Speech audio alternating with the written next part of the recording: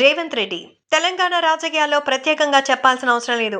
రేవంత్ రెడ్డి ఏం మాట్లాడినా, ఏ పార్టీలో ఉన్నా, ఏం చేసినా సెన్సేషనే. తెలంగాణ రాజకీయ చరిత్రలో తనకంటూ కొన్ని పేజీలు లిఖించుకున్న నాయకుడు.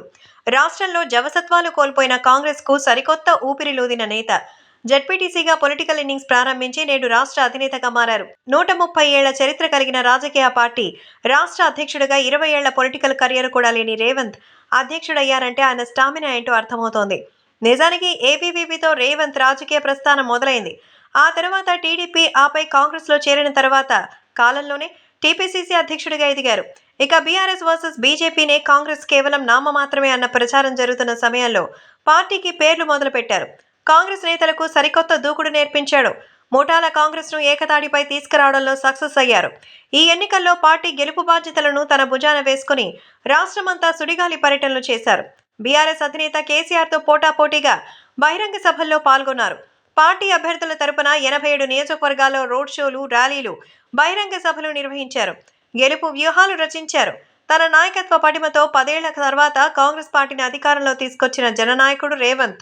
నోటిఫికేషన్ ముందు నుంచే కాంగ్రెస్ అధికారంలోకి వస్తుందంటూ బల్లగుద్ది చెప్పారు. చెప్పడమే కాదు, అది నిజమయ్యేలా చేశారు.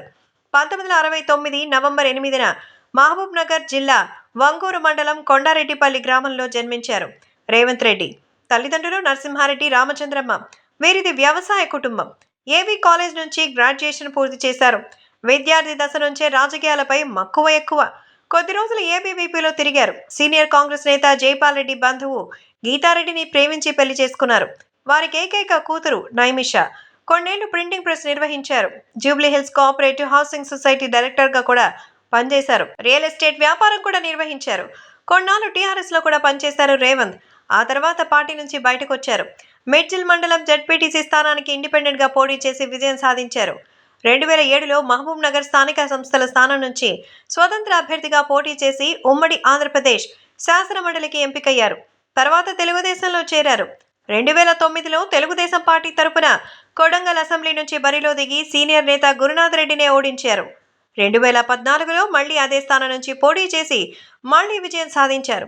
2014 నుంచి 17 మధ్య టీడీఎల్పీ ఫ్లోర్ లీడర్గా పనిచేశారు. 2017 అక్టోబర్లో తెలుగుదేశం పార్టీకి రాజీనామా చేసిన రేవంత్ రెడ్డి కాంగ్రెస్ పార్టీలో చేరారు.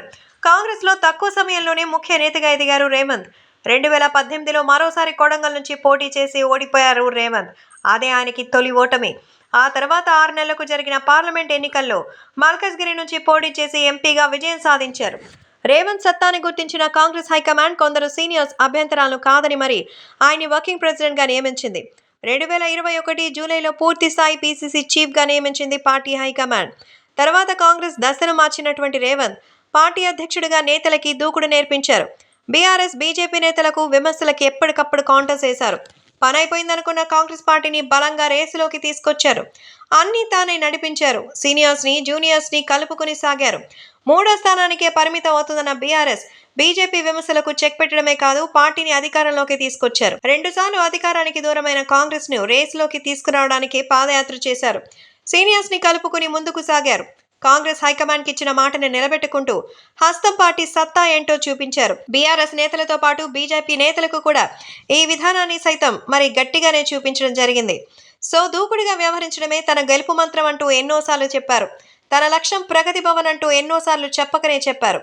ఇప్పుడు కూడా తన కలని సాకారం చేసుకున్నారు. ముఖ్యమంత్రిగా ప్రమాణ స్వీకారం చేయబోతున్నారు రేవంత్.